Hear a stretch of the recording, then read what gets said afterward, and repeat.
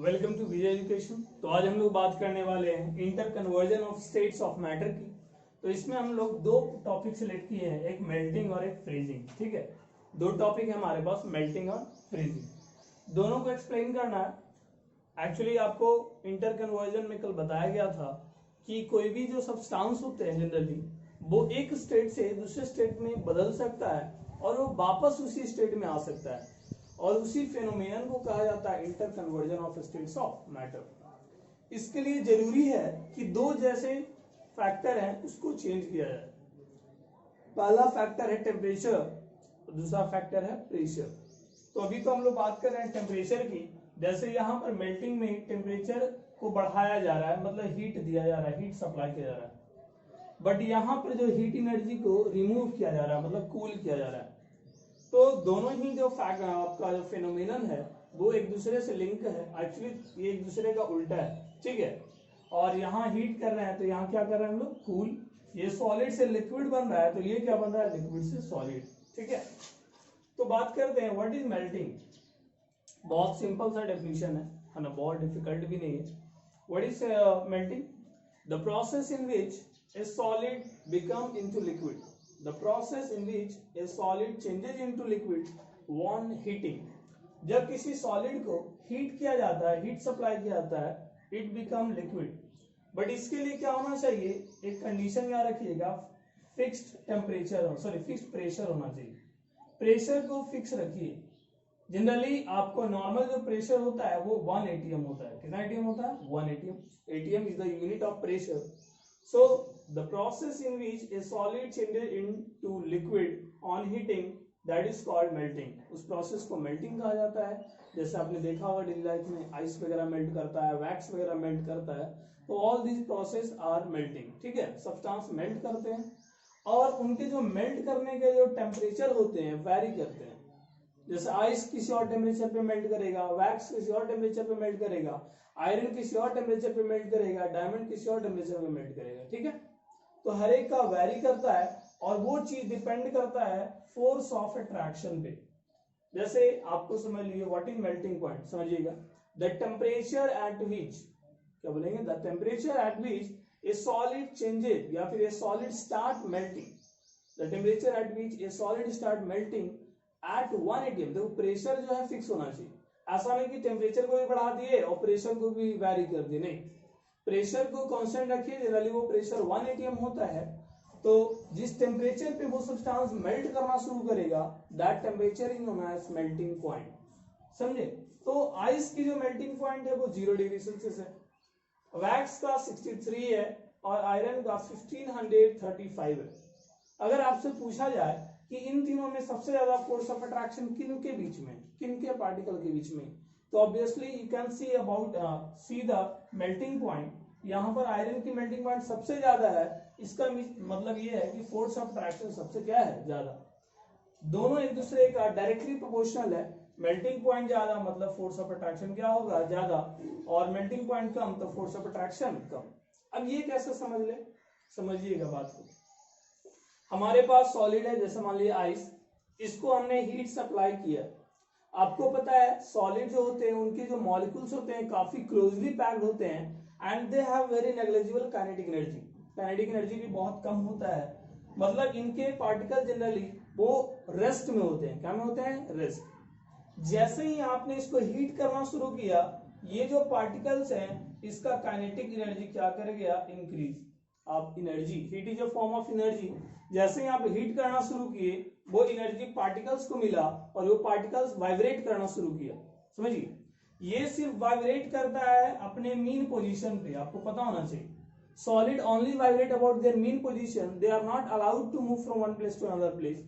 ठीक है, they are rigid substance. क्या सब्सटेंस होते हैं? Rigid. But liquids are fluid, their particles are allowed to flow, that's why this is known as fluid. ठीक है, अब यहां समझिए, जैसे ही हीट एनर्जी सप्लाई किया गया, काइनेटिक एनर्जी इंक्रीज कर गया। कौन सा एनर्जी इंक्रीज कर गया? काइनेटिक एनर्जी इंक्रीज करने के कारण इसके जो पार्टिकल्स हैं वो वाइब्रेट करना शुरू कर दिए। क्या करना शुरू कर दिए?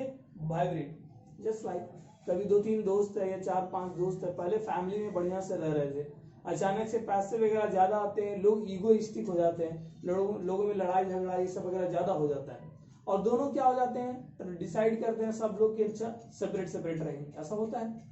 जस्ट लाइक यहाँ भी हो रहा है कि पार्टिकल जो होते हैं उसके काइनेटिक एनर्जी इंक्रीज कर गए, तो they started to vibrate very rapidly. As a result इनके बीच के जो फोर्स ऑफ अट्रैक्शन है वो रिड्यूस कर जाता है। फोर्स ऑफ अट्रैक्शन क्या कर जाता है, रिड्यूस, जिसके वजह से इंटर पार्टिकल स्पेस जो है, इंटरमॉलिक्यूलर स्पेस जो है वो इंक्रीज कर जाता है और वो फाइनली बन जाता है लिक्विड। क्या बन जाता है, लिक्विड। इनके बीच का स्पेस काफी कम था, बट इनके बीच का इंटरमॉलिक्यूलर स्पेस काफी क्या है, ज्यादा। और वो क्यों हुआ, because of the supply of heat energy. और वो हीट एनर्जी क्या किया, काइनेटिक एनर्जी को बढ़ाया। काइनेटिक एनर्जी को बढ़ाने से क्या हुआ, वाइब्रेशन और तेजी से हुआ। वाइब्रेशन होने से और क्या हुआ, फोर्स ऑफ अट्रैक्शन रिड्यूस हुआ, और finally the intermolecular space become large, और as a result the solid changes into liquid. इसी प्रोसेस को बोला जाता है मेल्टिंग। और ये जिस फिक्स टेम्परेचर पे स्टार्ट होना शुरू होता है उस टेम्परेचर को बोला जाता है मेल्टिंग पॉइंट। जैसे आइस की melting point 0 degree Celsius, wax की मेल्टिंग पॉइंट 63 डिग्री सेल्सियस, आपका आयरन का 1535 डिग्री सेल्सियस। तो ये आपके कुछ डाटा दिए गए जो कि याद रखिएगा। ये बहुत इंपॉर्टेंट पॉइंट है। Melting point of A solid is a measure of its force of attraction between its particle. मतलब मेल्टिंग पॉइंट है क्या, वो डिनोट करता है, वो शो करता है फोर्स ऑफ अट्रैक्शन को। जिसमें फोर्स ऑफ अट्रैक्शन ज्यादा होगा उसकी ऑब्वियस सी बात है मेल्टिंग पॉइंट भी क्या होगा, ज्यादा होगा, मोर होगा।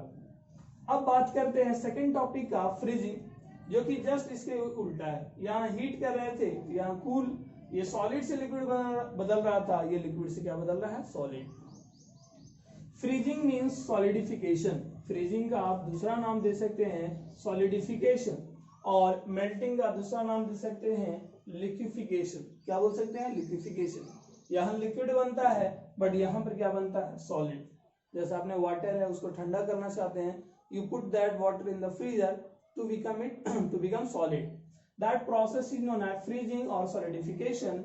जिसका मतलब क्या होता है, लिक्विड से क्या बन जाना, सॉलिड। यहाँ जो था वो फोर्स ऑफ अट्रैक्शन को हम कम कर रहे थे, बट यहाँ पर हमको फोर्स ऑफ अट्रैक्शन को क्या करना पड़ेगा, बढ़ाना पड़ेगा। सबसे पहले जब आप कूल करते हैं तो कूल करने से टेम्परेचर कम जाता है, टेम्परेचर कम करने से वाइब्रेशन जो हो जाता है वो कम जाता है, फोर्स ऑफ अट्रैक्शन बढ़ जाता है, और ये लिक्विड से क्या बन जाता है, सॉलिड। इसीलिए it is the reverse process of melting. ये मेल्टिंग का जस्ट ये उल्टा है, जस्ट रिवर्स प्रोसेस है। एक और बात याद रखिएगा, इसीलिए जो फ्रीजिंग पॉइंट होता है एक लिक्विड का, उसी लिक्विड जब वो सॉलिड बनता है तो उसका मेल्टिंग पॉइंट दोनों आपस में क्या होते हैं, बराबर। बहुत इंपॉर्टेंट पॉइंट है।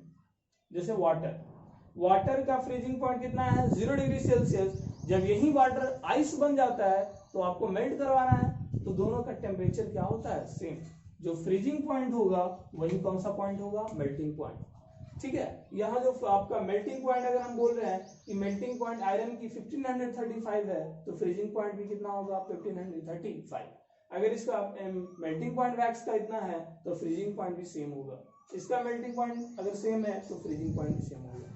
मतलब मेल्टिंग पॉइंट और फ्रीजिंग पॉइंट दोनों आपस में सेम होते हैं, ठीक है, because of the reversible process. ये एक दूसरे का रिवर्सिबल है, मतलब जस्ट ये उल्टा है, that is known as interconversion. एक दूसरे को बदल देना, एक दूसरे में बदल देना, ठीक है। जो चीज पहले था वो वापस से वो चीज बन सकता है, that is process, that process is known as reversible process. So आज हमने देखा 2 पॉइंट्स, ठीक है। कल आपको अगले वीडियो में और भी देखने के लिए मिलेगा।